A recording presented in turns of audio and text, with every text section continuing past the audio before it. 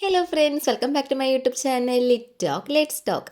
അപ്പോൾ നമ്മളിന്ന് ഡിസ്കസ് ചെയ്യാൻ പോകുന്നത് മായ ആഞ്ചലോയുടെ കേജ്ഡ് ബേർഡ്സ് എന്ന പോയം അപ്രിസിയേഷനായിട്ട് എക്സാമിന് വന്നാൽ എങ്ങനെ പഠിച്ചെഴുതാം എന്നുള്ളതാണ്. സോ നമ്മുടെ പോയത്തിൻ്റെ പേരെന്താണ്? Caged birds. എഴുതിയിരിക്കുന്ന ആരാണ്? Maya Angelou. അപ്പോഴേ നമ്മൾ അപ്രിസിയേഷൻ എഴുതുമ്പോൾ ആദ്യം പോയറ്റിനെ പറ്റി കുറച്ച് കാര്യങ്ങൾ എഴുതണം. കുറച്ച് കാര്യങ്ങൾ എന്ന് വെച്ച് കഴിഞ്ഞാൽ ഒരു 2-3 സെൻറ്റൻസ് എങ്കിലും നമ്മുടെ പോയറ്റിനെ പറ്റിയിട്ട് ഉൾക്കൊള്ളിച്ച് എഴുതണം. അതിനുശേഷം വേണം നമ്മൾ പോയത്തിലേക്ക് വരാൻ. സോ നമ്മുടെ പോയറ്റ് എന്ന് പറയുന്നത് ഇവിടെ ആരാണ്? മായ ആഞ്ചലോ ആണ്. അപ്പം മായ ആഞ്ചലോയെ പറ്റി നമുക്ക് എന്തെല്ലാം കാര്യങ്ങൾ പറയാം? അവരൊരു ഫേമസ് പോയറ്റാണ്, റൈറ്ററാണ്, സിവിൽ റൈറ്റ് ആക്ടിവിസ്റ്റാണ്. പിന്നെ എന്തൊക്കെ കാര്യം പറയാം? ഈ മായ ആഞ്ചലോയുടെ ഏറെക്കുറെ വർക്സിലും എക്സ്പ്ലെയിൻ ചെയ്യുന്ന തീംസ് എന്ന് പറയുന്നത് freedom, equality, identity, human rights തുടങ്ങിയ കാര്യങ്ങളാണ്. അതേപോലെ ഒരു ബ്യൂട്ടിഫുൾ പോയം ആണ് മായ ആഞ്ചലോയുടെ കേജ്ഡ് ബേർഡ്സ് എന്ന് പറയുന്ന ഈ ഒരു പോയം. മതി, ഇത്രയും കാര്യങ്ങൾ വേണം നമ്മൾ ആദ്യം കുറച്ച് സെൻറ്റൻസ് എഴുതാൻ വേണ്ടിയിട്ട്. Okay. Maya Angelo was A famous poet, writer and civil rights activist. Most of her work explained the themes of freedom, equality, identity and human rights. Caged Bird is such a beautiful poem by Maya Angelou. നമ്മുടെ ഈ പോയത്തിലെ ഒരു free ബേർഡിനെ caged ബേർഡിനെ തമ്മിലുള്ള വ്യത്യാസത്തെയാണ് ഓരോ സ്റ്റാൻസയിലും കാണിക്കുന്നത്. അതായത് free bird എന്ന് വെച്ച് കഴിഞ്ഞാൽ പുറത്ത് സ്വാതന്ത്ര്യത്തോടെ അതിൻ്റേതായ ഇഷ്ടത്തിന് പറന്നടക്കുന്ന ഒരു പക്ഷിയുടെയും അറ്റ് ദ സെയിം ടൈം കൂട്ടിലടക്കപ്പെട്ട് സ്വാതന്ത്ര്യം എന്തെന്നറിയാതെ ജീവിക്കുന്ന ഒരു പക്ഷിയുടെ കാര്യവുമാണ് നമ്മുടെ ഈ പോയത്തിൽ ഓരോ സ്റ്റാൻസയിലും മാറി മാറി വരുന്നത്. പിന്നെ ഈ ഒരു കേജ്ഡ് ബേർഡിനെയും ഫ്രീ ബേർഡിനെയും നമുക്ക് മറ്റ് 2 കാര്യങ്ങളുമായിട്ട് കണക്ട് ചെയ്യാൻ പറ്റും. സോ അതെന്താണെന്ന് നമുക്ക് ഈ പോയം എക്സ്പ്ലെയിൻ ചെയ്ത് ലാസ്റ്റ് പറയാം. നമുക്ക് ഈ പോയത്തിൽ പറയുന്ന എന്തെല്ലാം കാര്യങ്ങൾ എക്സാമിന് അപ്രിസിയേഷൻ എഴുതുമ്പോൾ എഴുതണം എന്നുള്ളത് പഠിച്ചിട്ട് വരാം. സോ നമ്മൾ ആദ്യം നമ്മുടെ റൈറ്ററിനെ പറ്റിയിട്ട് 2-3 സെൻറ്റൻസ് എഴുതിയിട്ടുണ്ട്. ഇനി നമ്മുടെ പോയത്തിൽ എന്താണ് പറയുന്നത് എന്നാണ് നമ്മൾ പറയേണ്ടത്. നമ്മുടെ ഫസ്റ്റ് സ്റ്റാൻസയിൽ ഫസ്റ്റ് ലൈൻ സ്റ്റാർട്ട് ചെയ്യുന്നത് എ ഫ്രീ ബേർഡ് ലീപ്സ് എന്ന് പറഞ്ഞിട്ടാണ്. സോ ഫസ്റ്റ് സ്റ്റാൻസയിൽ നമ്മൾ ഡിസ്കസ് ചെയ്യുന്നത് സ്വതന്ത്രനായ പക്ഷിയുടെ കാര്യത്തെ പറ്റിയിട്ടാണ്. സ്വതന്ത്രനായ ഫ്രീ ആയിട്ടുള്ള ഒരു പക്ഷി കാറ്റിലെ സ്പീഡിലൂടെ കുതിക്കുക എന്ന് വെച്ച് കഴിഞ്ഞാൽ ലീപ്സ് എന്നാണ് പറയുക. ഓക്കെ. അപ്പോൾ കാറ്റിലൂടെ ഇങ്ങനെ കുതിച്ച് പറക്കുകയാണ്. അതിനെ തടയാൻ ആരുമില്ല. ആ ഒരു പക്ഷിയെ തടയാൻ വേണ്ടിയിട്ട് ആരും തന്നെയുമില്ല. പുഴയിലെ ഒഴുക്കിനോടൊപ്പം, ഫ്ലോട്ട് എന്ന് വെച്ച് കഴിഞ്ഞാൽ ഒഴുക്കെന്നാണേ. പുഴയിലെ ഒഴുക്കിനോടൊപ്പം കാറ്റിനൊപ്പം അവനും സുഖമായി മുൻപോട്ട് എന്ത് ചെയ്യാണ്? പറന്ന് പോവുകയാണ്. ഓറഞ്ച് നിറത്തിലുള്ള സൺറൈസ് എന്താണ്? സൂര്യരശ്മികൾ അല്ലേ? അപ്പോൾ സൺറൈസിൽ ചിറകുകൾ മുക്കി ആകാശമെല്ലാം ആ ഒരു പക്ഷിയുടേതാണ് എന്ന കോൺഫിഡൻസിൽ, അതായത് ആ ആകാശവും ആ പ്രകൃതിയും ഒക്കെ ആ ഒരു പക്ഷിയുടെ സ്വന്തമാണെന്ന അവകാശത്തിൽ കോൺഫിഡൻസോടുകൂടെ ഈ ഫ്രീ ആയിട്ട് നമ്മുടെ പക്ഷി എന്ത് ചെയ്യാണ്? പറന്ന് നടക്കുകയാണ്. ഇതാണ് ആ ഒരു ഫസ്റ്റ് സ്റ്റാൻസയിൽ പറയുന്നത്. അപ്പോൾ നെക്സ്റ്റ് സ്റ്റാൻസയിൽ നമ്മൾ അറിയേണ്ട ആരെ പറ്റിയിട്ടാ? കൂട്ടിലടയ്ക്കപ്പെട്ട പക്ഷിനെ പറ്റിയിട്ടാണല്ലേ. അപ്പോൾ അതെന്താണെന്ന് നോക്കാം. കൂട്ടിനകത്ത് അടയ്ക്കപ്പെട്ട ഒരു പക്ഷിക്ക് നമ്മൾ ഫസ്റ്റ് സ്റ്റാൻസയിൽ പറഞ്ഞ പക്ഷിനെ പോലെ പറന്ന് സ്വാതന്ത്ര്യത്തോടെ നടക്കാൻ പറ്റുമോ? ഇല്ല അല്ലേ. അപ്പം ചെറിയൊരു സ്പേസിൽ, ആ കൂട്ടിനുള്ളിലുള്ള ചെറിയൊരു സ്പേസിൽ അങ്ങോട്ടും ഇങ്ങോട്ടും നടക്കാൻ മാത്രമേ എന്തിനു പറ്റൂ?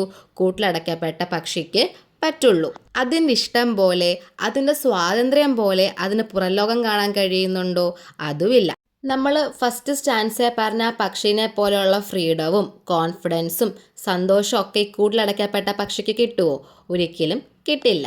ഈ കൂട്ടിലടയ്ക്കപ്പെട്ട പക്ഷിയുടെ ചിറകുകൾ വെട്ടിയും കാലുകൾ ബന്ധിച്ചും ഒക്കെയാണല്ലേ അതിനെ ഇട്ടിരിക്കുന്നത്. സോ ഒരു കൂട്ടിലടയ്ക്കപ്പെട്ട ഒരു പക്ഷിയുടെ നിസ്സഹായ അവസ്ഥയാണ് ആ ഒരു സ്റ്റാൻസയിൽ നമുക്ക് കാണാൻ പറ്റുന്നത്.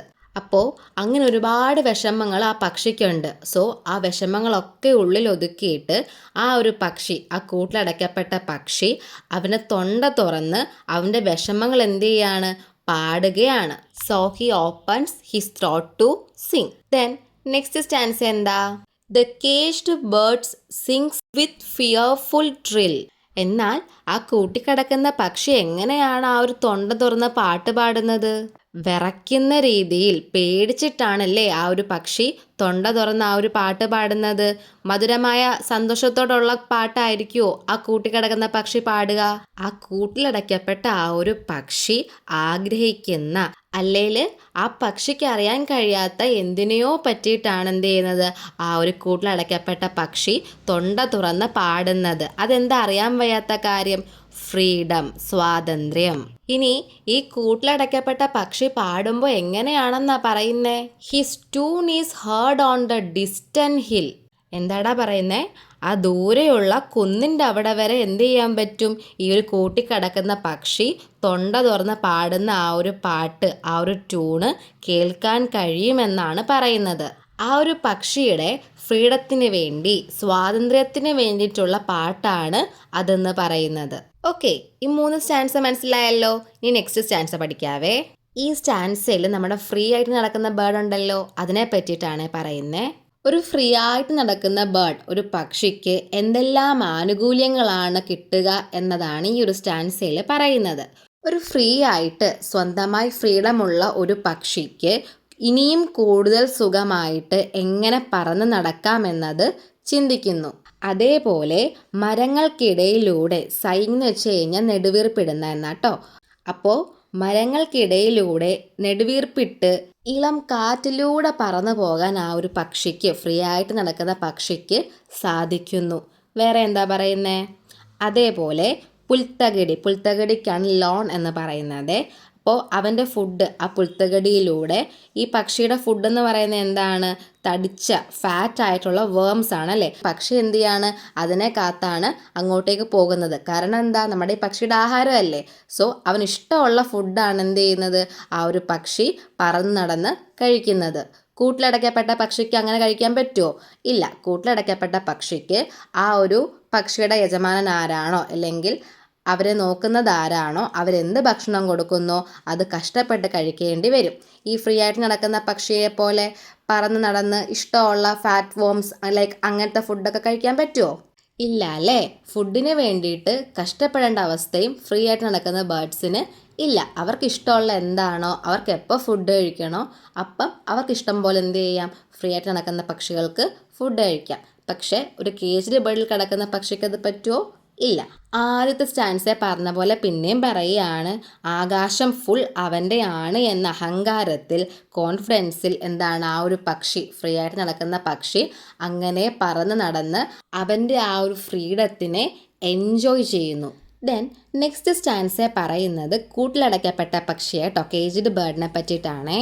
ഒരു കേജ്ഡ് ബേർഡ്, അതായത് ഒരു കൂട്ടിലടയ്ക്കപ്പെട്ട പക്ഷിയുടെ സ്വപ്നമൊക്കെ എന്തായിട്ടുണ്ടാകും? മരിച്ചിട്ടുണ്ടായിരിക്കും അല്ലേ. അവൻ്റെ നിഴല് പോലും പേടി സ്വപ്നം കൊണ്ട് നിലവിളിക്കുന്നു എന്നാണ് ഇവിടെ പറയുന്നത്. പേടി സ്വപ്നത്തിനെയാണ് നൈറ്റ് മെയർ എന്ന് പറയുക, നിലവിളിക്കുന്നതിനെയാണ് സ്ക്രീം എന്ന് പറയുക. ഓക്കെ, അപ്പോൾ അവൻ്റെ നിഴല് പോലും പേടി സ്വപ്നം കൊണ്ട് നിലവിളിക്കുന്നു എന്നാണ് ഇവിടെ പറയുന്നത്. ആ ഒരു പക്ഷിയുടെ ചിറകുകൾ കട്ട് ചെയ്തും കാലൊക്കെ ടൈ ചെയ്ത്, കാല് ടൈ ചെയ്യുന്ന വെച്ചാൽ എന്താ? കാല് ബന്ധിച്ചിടത്തില്ലേ. അപ്പം അങ്ങനെ ബന്ധിച്ചിട്ടും അവൻ്റെ സൗണ്ട് ഉയർത്തി അവൻ്റെ സ്വാതന്ത്ര്യത്തിന് വേണ്ടി, എന്നാൽ ഭയത്തോടെ വിറയ്ക്കുന്ന രീതിയിലാണ് എന്ത് ചെയ്യുന്നത്, നമ്മുടെ ഒരു പക്ഷി ആ ഒരു സ്വാതന്ത്ര്യത്തിന് വേണ്ടിയിട്ട് ഉറക്കെ പാടുന്നത്. അതെന്താണ്? അങ്ങ് ദൂരെയുള്ള മലകൾ, കുന്നുകൾ വരെ ആ ഒരു പാട്ട് കേൾക്കുന്നുണ്ട്. അടുത്ത സ്റ്റാൻസിലും ഈ സെയിം കാര്യം തന്നെയാണ് പറയുന്നത്. ആ ഒരു സ്വാതന്ത്ര്യത്തിന് വേണ്ടിയിട്ട്, അവൻ ആഗ്രഹിക്കുന്ന എന്തിനോ വേണ്ടിയിട്ട് അവൻ തൊണ്ട തുറന്ന് ഉറക്കെ പാടുകയാണ്. അത് ദൂരെയുള്ള കുന്നിൻ്റെ അവിടെ വരെ കേൾക്കാമെന്നാണ് പറയുന്നത്. ഓക്കെ, അപ്പോൾ ഇത്രയേ ഉള്ളൂ നമ്മുടെ പോയം എന്ന് പറയുന്നത്.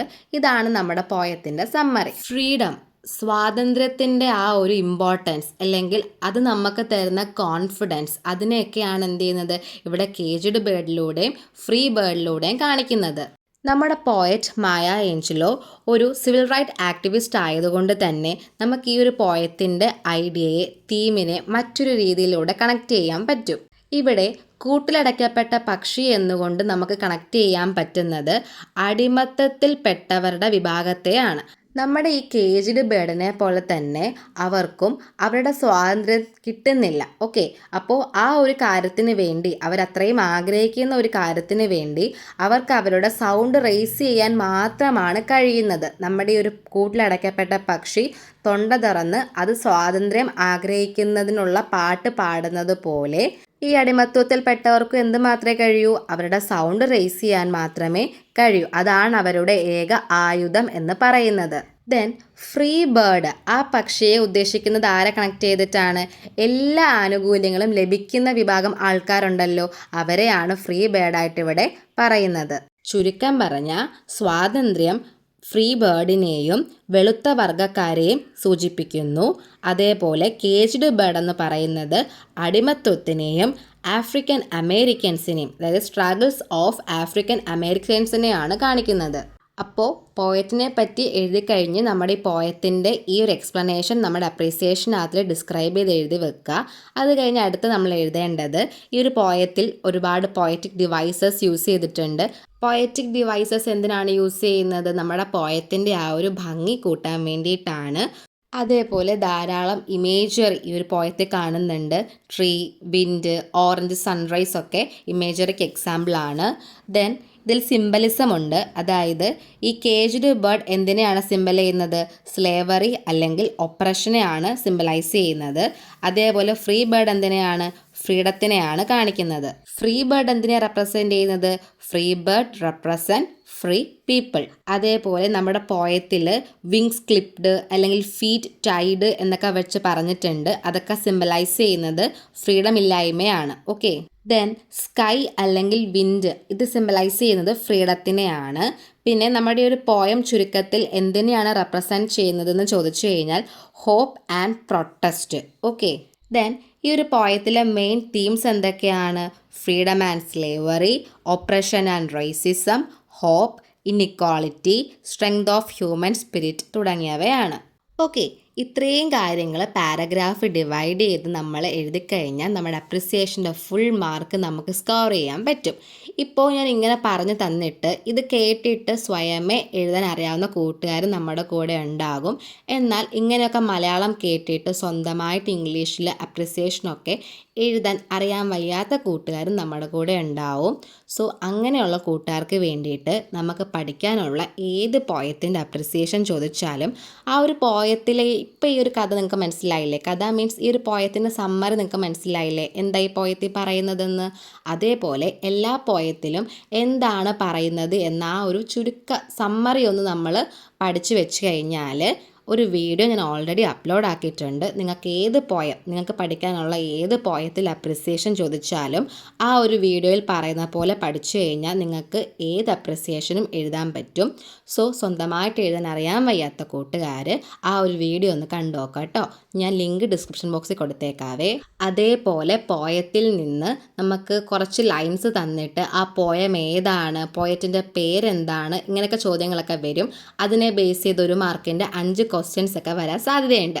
സോ ആ ക്വസ്റ്റ്യൻസ് വരുമ്പോൾ നമുക്കതിൽ പ്രതീക്ഷിക്കാവുന്ന കുറച്ച് ക്വസ്റ്റ്യൻസ് ആണ്. ആ പോയം എഴുതിയത് ആരാണ്, അതേത് പോയമാണ്, അതേപോലെ ആ പോയത്തിലെ ചില ലൈൻസ് തന്നിട്ട് അതിൻ്റെ പോയറ്റിക് ഡിവൈസ് എന്താണ് എന്നുള്ള ക്വസ്റ്റ്യനൊക്കെ. സോ അത് നമുക്കറിയണമെങ്കിൽ നമ്മൾ പോയമൊക്കെ ലൈൻസ് നല്ലപോലെ വായിച്ച് മനസ്സിലാക്കിയിട്ട് പോയാലേ അത് ഏത് പോയമാണെന്ന് നമുക്ക് എഴുതാൻ പറ്റൂ, പോയറ്റിനെ എഴുതാൻ പറ്റൂ. പിന്നെ പോയറ്റിക് ഡിവൈസ് ചോദിച്ചു കഴിഞ്ഞാൽ പോയറ്റിക് ഡിവൈസസ് ഇപ്പോഴും ലൈൻസ് കണ്ടിട്ട് അറിയാൻ വയ്യാത്ത കൂട്ടുകാരുണ്ടെങ്കിൽ പോയറ്റിക് ഡിവൈസിൻ്റെ ഒരു വീഡിയോ നമ്മൾ ഓൾറെഡി അപ്ലോഡ് ആക്കിയിട്ടുണ്ട്. അതിൻ്റെ ലിങ്ക് ഞാൻ താഴെ കൊടുക്കാം കേട്ടോ. അപ്പോൾ അതും കൂടെ കയറി കണ്ടു കഴിഞ്ഞാൽ നിങ്ങൾക്കൊരു ലൈൻ തന്നിട്ട് അതിൽ പോയറ്റിക് ഡിവൈസ് ഏതാണെന്ന് ഐഡൻറ്റിഫൈ ചെയ്യാൻ പറഞ്ഞാൽ ആ ഒരു മാർക്ക് സ്കോർ ചെയ്യാം. സോ ഈ ഒരു ക്ലാസ് നിങ്ങൾക്ക് ഇഷ്ടപ്പെട്ടെന്ന് വിചാരിക്കുന്നു, യൂസ്ഫുൾ ആണെന്ന് വിചാരിക്കുന്നു. ഇഷ്ടപ്പെട്ടെങ്കിൽ, യൂസ്ഫുൾ ആണെങ്കിൽ സബ്സ്ക്രൈബ് ചെയ്യുക, സപ്പോർട്ട് ചെയ്യുക. പരീക്ഷയൊക്കെ നന്നായിട്ട് എഴുതുക. All the best. എടാ, അതേപോലെ എക്സാം റിലേറ്റ് ചെയ്ത് എന്തെങ്കിലുമൊക്കെ ഡൗട്ട്സ് ഉണ്ടെങ്കിൽ കമൻറ്റ് ബോക്സിൽ പറയാം കേട്ടോ.